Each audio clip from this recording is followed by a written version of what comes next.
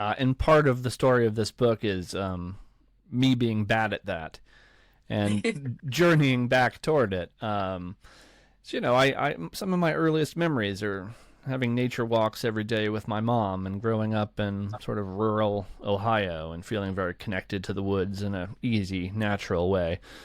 And then sort of internalizing, either knowingly or unknowingly, all of these kind of external pressures to be productive in a certain way or try to be impressive in a certain way. And as those piled up, I started to feel more and more removed from those roots and the connection to nature. And in the book, early chapters, I tell the story of a real low point in a job that I didn't like. I've been diagnosed with chronic major depression, but I did some serious work to ignore it and not acknowledge it for a lot of years. And so I was in a real low point with depression and this job I didn't like. And I eventually kind of hit a breaking point where I left the job completely. And I remember my first kind of intentional return to the woods to try to get back to something I felt like I had lost from childhood. And as you said, walking around beneath the trees, it felt like all of those pressures, especially the performative pressures to seem like a good student or employee or partner, were gone. And it was a lot easier to just feel present and feel myself as an animal, as part of the landscape, in a way that was both familiar to me, but that had kind of atrophied from disuse. And it was a very hopeful feeling. I still recall of like, oh, this isn't a sensation that is sort of locked behind the glass case of time and childhood. And sometimes it's as easy as making the effort of intention to feel that connection with the wild. And I always then and now find it very therapeutic to feel that connection and go out there simply with the idea of being grounded and present and in the moment. And I often talk about, especially depression, some of the most painful parts of it are these big abstractions, that I'm a failure in some way, abstract, or that it's not worth it. Big abstract thoughts. Okay, well, there's a certain physicality in nature where if I take a walk and I run into a red squirrel, I'm not having an encounter with the concept of a red squirrel, There's a red squirrel. There's a physicality to it. There's something about that that's very grounding and brings you home to the present and to your own body. And for somebody who struggles with all those big abstract thoughts that can be hard, I find it a lot easier to be present when I'm out under the trees, I think. Yeah, it kind of helps to cut through a lot of that, like, overthinking, overanalyzing, over-constructing certain things in our life and societal pressures. Do you think that maybe that was, like, a biggest part of your depression, or, like, do you still feel that way sometimes, is, like, that, the societal aspects of that, whether that's, like, things that you place on yourself or things that you think people place on you? Yeah, yes. But also there's a little bit of a chicken and the egg thing sometimes with depression, I think, where for me, I think some of it is chemical. Some of it has to do with my thoughts. And the chicken and the egg part is there are days I will wake up and not feel well. I'll have a bad mental health day. And there's this real temptation to try to back into the logic of why it makes sense. And I think that can be dangerous for somebody like me, because depression lies. Depression always seems justified. Like, I used to think depression was a word that was fine for other people, but not in my case, because, my sadness or despair or hopelessness was all just logical. It was all just a reasonable response. So, yes, all of those big societal pressures are important to notice and to reject. And sometimes, what I think of is that, like, I haven't figured out depression to the point where I don't have bad days, But one of the things I've gotten good at is rejecting the shame of it.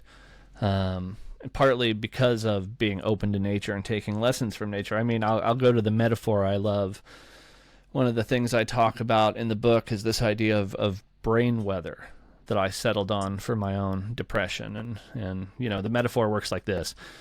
If a thunderstorm ruins my plans for a picnic, I would be disappointed that the thunderstorm ruined my picnic, but I wouldn't be ashamed. Okay, why wouldn't I be ashamed? Well, because I don't control the weather. I don't steer the clouds. Thunderstorms are a widely known natural observed phenomenon. So there's no shame. There's no guilt present in the fact that I can't have the picnic. Right. Well, how is mental illness any different? It's a natural, widely observed phenomenon that nobody invites into their own heads. So it's a thunderstorm ruining a picnic. It's not a character flaw. It's not a series of bad decisions. So, again, it's thinking of my own sort of mental space as an internal landscape that echoes and harmonizes with the natural world, the outer landscape. And that bringing home this lesson that, all right, well, shame doesn't have a place in this conversation for me. If I wake up and have a bad day and, you know, it's hard to shower or go out, it's like, yep, that sucks, but, you know, I don't turn it around on myself in the same ways I used to and feel, you know, doubt and shame and guilt about it. Yeah, like accepting, I think that's also important about being in the present moment, is accepting your own emotions and then being able to understand them as well, I think is very important, and not, again, like you said, like shaming your own emotions, because I think it's another important thing to point out. Like, obviously I asked you the question about societal pressures, but you know, also with my so just to give you a background on me as well, is I recently got diagnosed with like bipolar depression.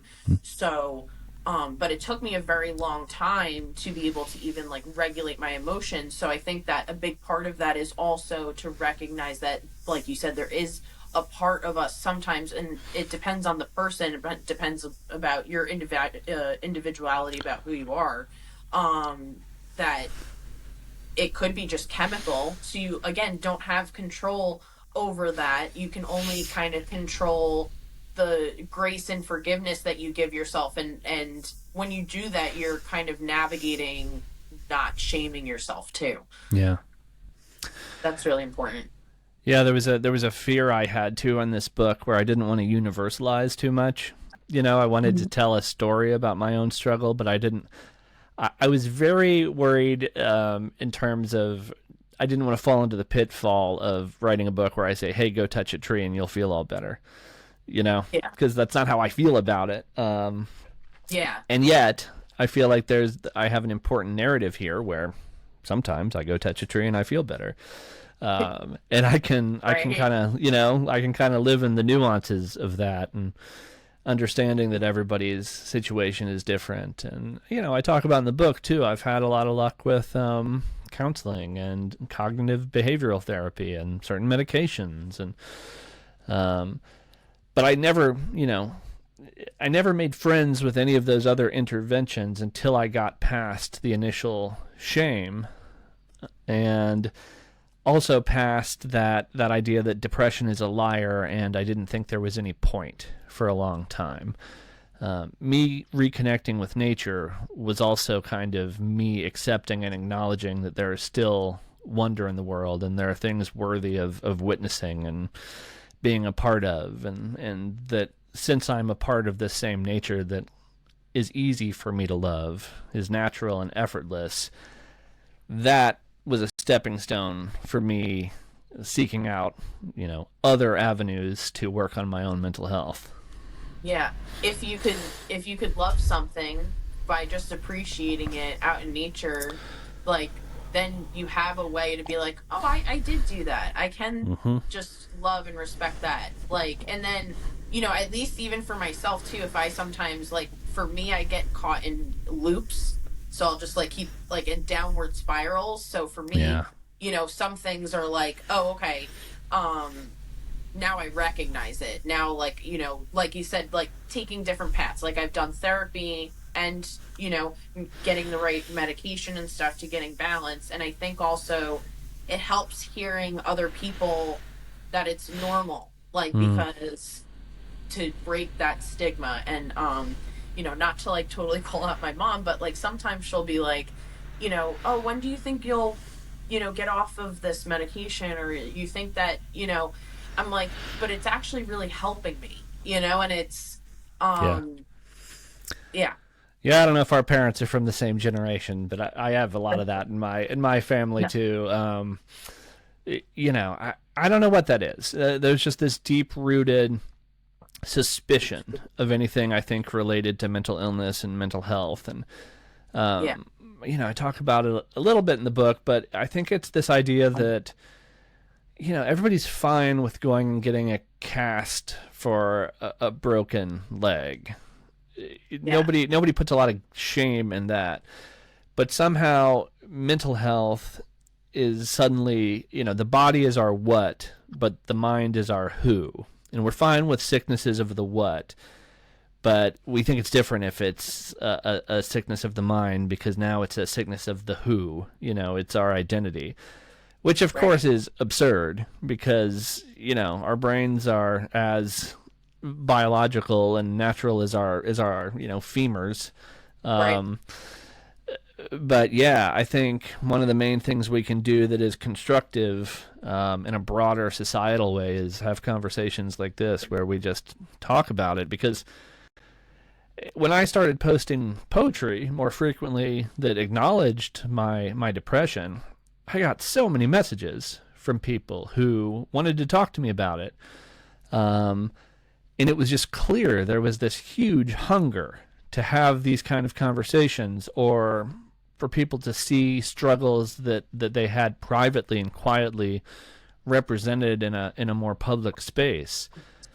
And yeah, it really drove home for me how important that kind of openness and vulnerability is.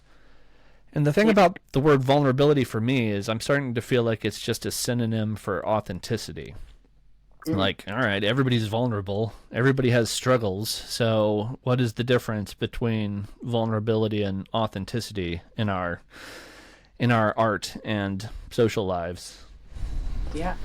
Yeah, absolutely. And I think that also that's authenticity is such an important way. I think that we also, a big part of depression for some people is not doing what aligns with their authenticity. When they're not aligned with themselves, or aren't doing something that's fulfilling them, or are, you know, kind of like the beginning of the book when you were stuck in that job that wasn't a fit for you, you know, like there's been times in my life that I feel like, oh, I've lost track of myself, or, you know, if I lose connection with spirituality or nature, I don't feel like my whole self. So I think that it's kind of like the metaphor of, you know, if the mask comes down, you got to put yours on first before helping somebody else.